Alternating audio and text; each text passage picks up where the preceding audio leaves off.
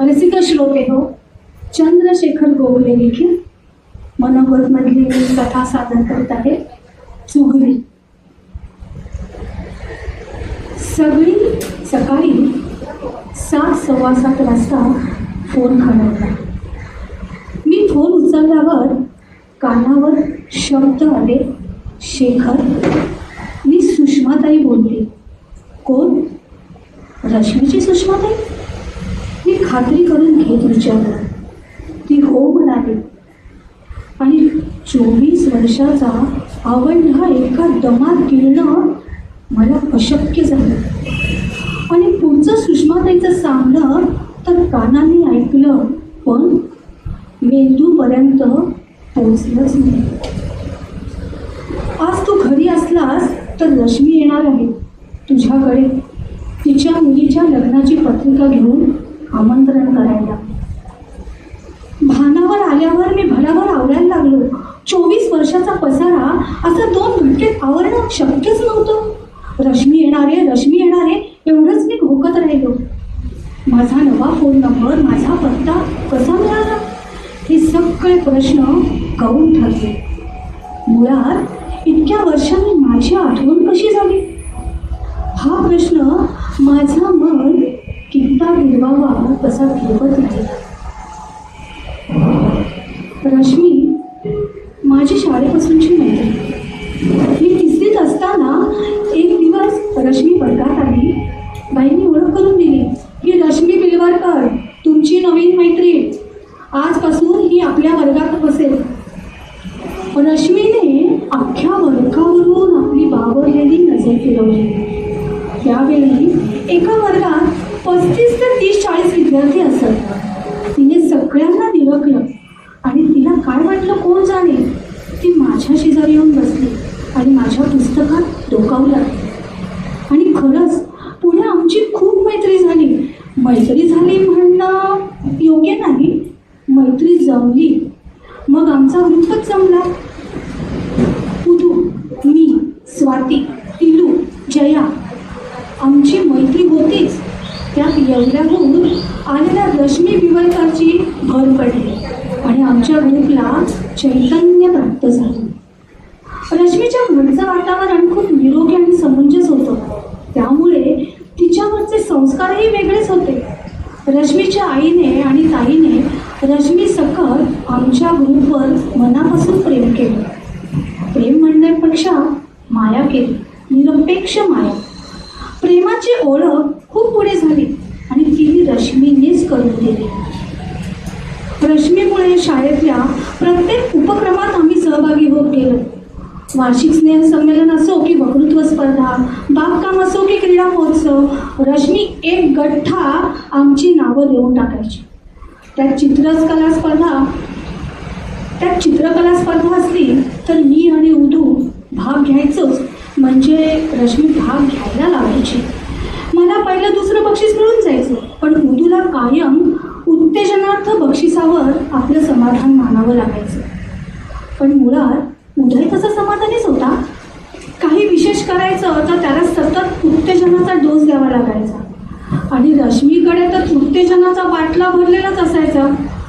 उदूच्या आळशीपणामुळे रश्मी त्याच्याकडे जास्त लक्ष देते असं आम्हाला वाटायचं आणि ते खरंही असेल.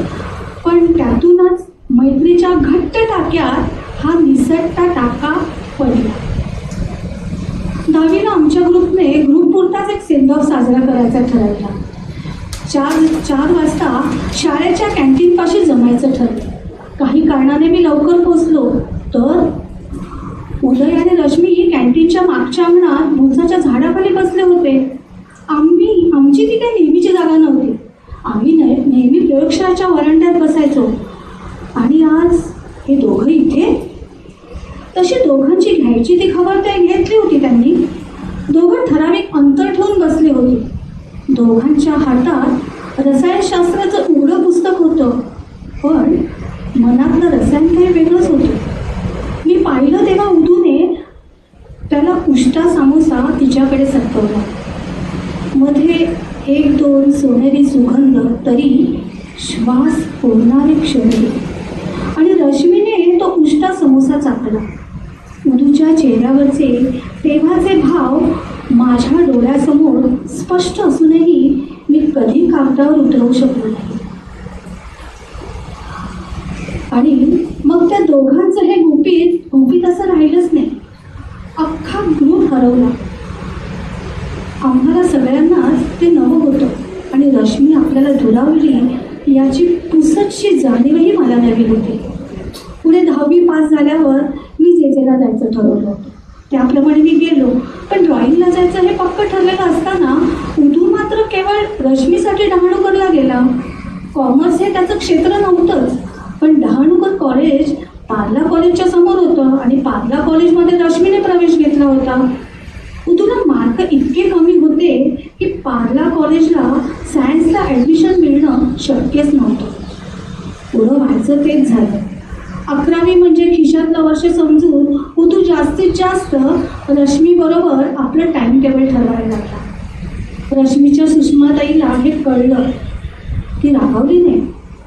तिनं दोघांना समजावलं, प्रेम आहे हे दोघांना मान्य आहे ना, बस झालं. ते सिद्ध करायची गरज नाही. दोघांनी आता आपापल्या करिअरकडे जास्त लक्ष देणं आवश्यक आहे. पण आमच्या उदूला हे जमलंच नाही.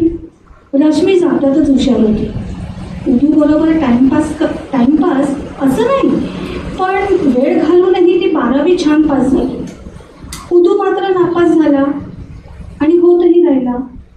उदूच्या घरची परिस्थिती तशी सामान्य होती आणि संस्कारही तसे साधेच होते. उदूच्या बाबांनी एकदा रागाच्या भरात त्याला काहीतरी सुनावलं आणि हेकट्ट झालेल्या उदूने विपर्यास करून घेतला आणि आम्ही सगळे नको नको म्हणत असताना शेवटी रिक्षा चालवायला लागला. त्या काळात रिक्षेवाल्यालाही एक ग्लॅमर होतं. त्यात उदू मुळातच स्मार्ट होता, त्यात स्टायली मारण्यात तरबेज. त्यामुळे उदू रिक्षावाल्यांमध्ये तात्काळ पॉप्युलर झाला आणि आमच्या उदूला पक्का रिक्षेवाला झाला. पण उदूचं हे बदलतं रूप आमच्या कुणाच्याच पसनी पडणारं नव्हतं. सतत त्याचं ते पानपरा खाणं, पचापचा थुंकणं, सारखं केस विंचरणं, त्याचं विनाकारण हसणं सगळं आम्हाला अपरिचितच होतं. रश्मीला तरी हे सगळं कसं मान्य होणार होतं? सुषमाताईच्या लग्नात तर त्याचं वागणं म्हणजे कहरच होता. सुषमाताईने मला स्पष्ट सांगितलं, उदू आता रश्मीसाठी योग्य वाटत नाही. त्याला नीट समजाव, त्यापेक्षा मला रश्मीला समजावणं जास्त सोपं आणि योग्य होतं. त्याचा परिणाम असा झाला की रश्मीने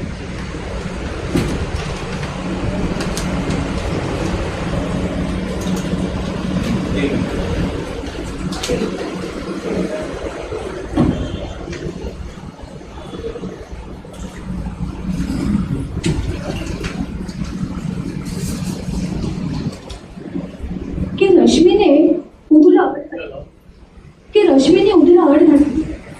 12वी पास झाल्याशिवाय भेटायचं नाही आणि रिक्षा चालवणं सोडून द्यायचं. उदू एकटच झाला होता. रश्मीचं हे असं बजावणं त्याला त्याचा मोठा इन्सल्ट वाटला आणि बेदरकारपणे फिल्मी स्टाईलमध्ये त्याने रश्मीला सुनावलं, आपण है वैसा है, चलता है तो बोल. रश्मी गप्प झाली.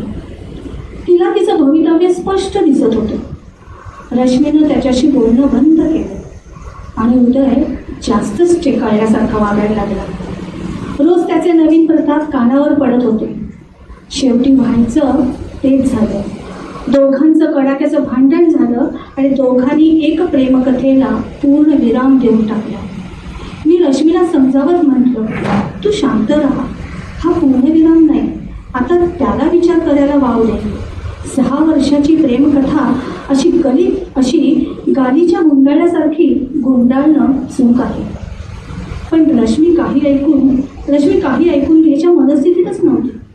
आणि तेव्हाच त्या अंधुक अवस्थेत सिद्धार्थ पाटणकरांचं स्थळ सापडून आलं. म्हणजे आमच्या रश्मीला सिद्धार्थच्या आईने मागणी घातली आणि दोघांचं लग्न झालं सुद्धा. रश्मी बिवलकरची एका झटक्यात रश्मी पाटणकर झाली. पण हा झटका उदूला सहन झाला नाही. तो रडला नाही, पण रडला असता तर बरं झालं असतं अशी त्याची अवस्था झाली होती. सासरी जाताना रश्मी सुद्धा आमच्याजवळ खूप रडली. ती का रडते हे फक्त आम्हालाच कळत होतं. रश्मी हनीमूनला सेशलला गेली होती.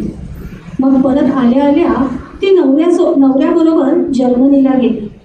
त्यामुळे लग्नानंतर 3 महिन्यानंतर रश्मी निवांतपणे आम्हाला भेटली. सुखावली होती, जडावली होती. अर्थातच सिद्धार्थाच्या प्रेमाने थोडी लाडावलीही होती. त्यामुळेच असेल, पण उदूचा विचार करून ती स्वतःला अपराधी समजत होती. स्वाती, जया यांनी तिला बजावलं, आता उदूचा विचार तू करू नकोस, पण मनाला बजावता आलं तर आणखीन काय मग.